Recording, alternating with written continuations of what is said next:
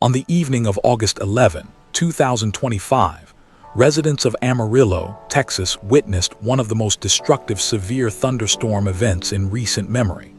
A rapidly intensifying storm system struck the city and surrounding areas, delivering hailstones measuring nearly 3 inches in diameter, sheets of torrential rainfall, and wind gusts pushing close to 70 miles per hour.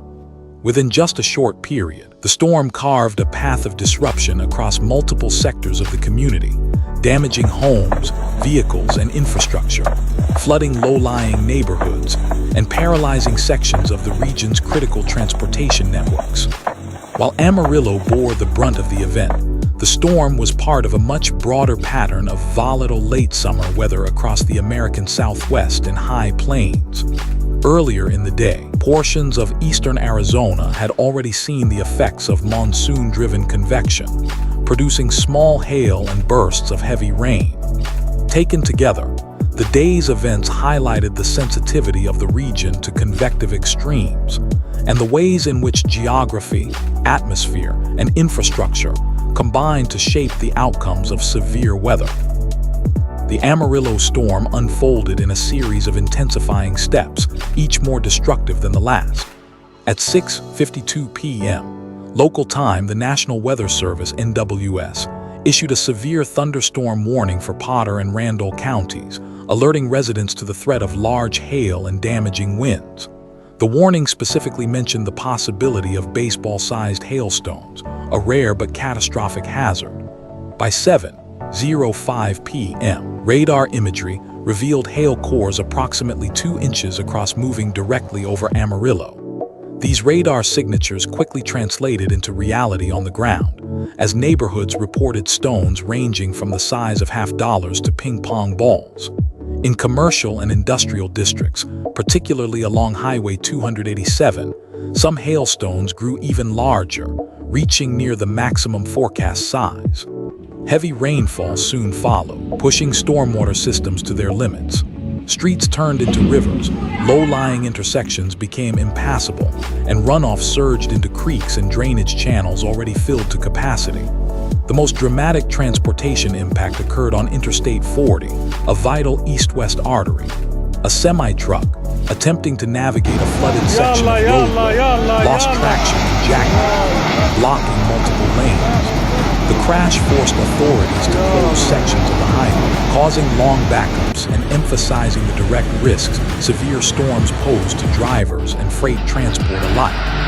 Meanwhile, north of the city, accumulations of hail stretched for over 20 miles along Highway 287.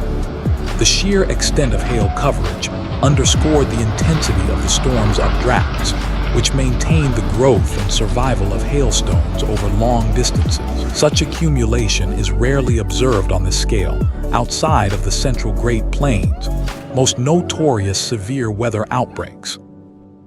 Meteorologists later emphasized that the storm developed within an atmosphere exceptionally primed for hail and severe convection. Several factors aligned simultaneously. Moisture plume, a strong surge of low-level moisture, streamed northward from the Gulf of Mexico, saturating the lower atmosphere. Steep mid-level lapse rates rapid temperature decreases, with height created highly unstable layers, allowing air parcels to accelerate upward once lifted. Elevated freezing levels, warmer conditions higher aloft, gave hailstones more vertical space to grow before falling to the ground. Vertical wind shear, changing wind direction and speed with height, sustained rotating updrafts, enabling long-lived supercell structures.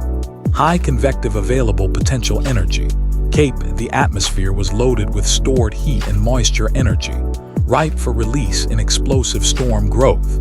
These elements combine to form powerful, long-lived updrafts, capable of suspending hailstones long enough to grow to damaging sizes.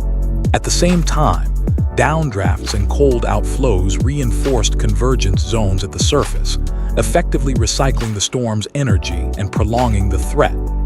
Local terrain and small-scale boundaries further enhanced storm initiation. Subtle variations in elevation, residual moisture pools, and previous outflow boundaries provided the triggers necessary for convection to erupt precisely, when conditions were most favorable. Although Amarillo made headlines, the same day also saw notable weather in eastern Arizona. Around 11:45 a.m. local time, thunderstorms began forming near Pinetop Lakeside within the White Mountains region. These storms were high-based, meaning their cloud bases were elevated far above the surface, a hallmark of monsoon convection in this area. They produced pea to marble-sized hail and intense, though short-lived, rainfall bursts. Residents reported slick roads, small hail accumulations in yards, and minor drainage problems. Geography played a key role. The Mogollon Rim and White Mountains funneled moist air upward through orographic lift, strengthening updrafts and temporarily enhancing rainfall rates. While the hail was not dangerous compared to the Texas outbreak, the event illustrated how local terrain and elevation can amplify storm impacts, even under similar atmospheric setups. Events like the Amarillo hailstorm are not isolated flukes. They stem from Texas's unique geographic and climatic position. The state sits at the crossroads of Gulf of Mexico moisture, dry air from the deserts to the west, and cooler air masses descending from the north. This convergence fosters atmospheric instability and sets the stage for frequent thunderstorm development. Add to this the high surface temperatures of the southern high plains and the recurring passage of mid to upper level troughs, and the ingredients for severe convection appear regularly. Compounding these natural factors are human and infrastructural vulnerabilities. Rapid urban expansion, impervious surfaces such as concrete and asphalt, and heavily modified drainage systems all increase exposure to flash flooding and storm runoff.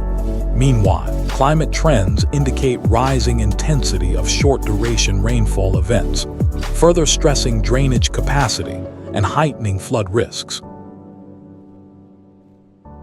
The impacts of the August 11 storm were widespread and multifaceted.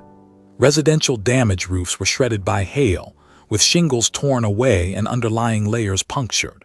Siding and windows bore scars of wind-driven stones. Many homes required tarping or emergency repairs in the days immediately after.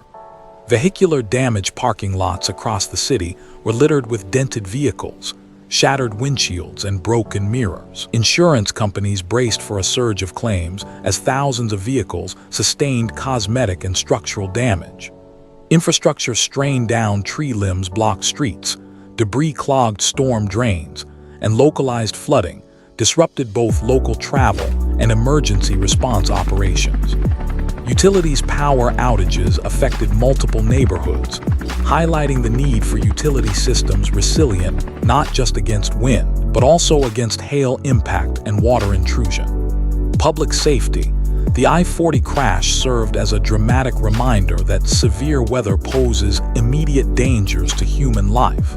First responders faced delays in reaching affected areas due to flooding and debris. The impacts of the August 11 storm were widespread and multifaceted. Residential damage roofs were shredded by hail, with shingles torn away and underlying layers punctured. Siding and windows bore scars of wind-driven stones. Many homes required tarping or emergency repairs in the days immediately after. Vehicular damage parking lots across the city were littered with dented vehicles, shattered windshields, and broken mirrors. Insurance companies braced for a surge of claims as thousands of vehicles sustained cosmetic and structural damage. Infrastructure strained down tree limbs blocked streets, debris clogged storm drains, and localized flooding disrupted both local travel and emergency response operations.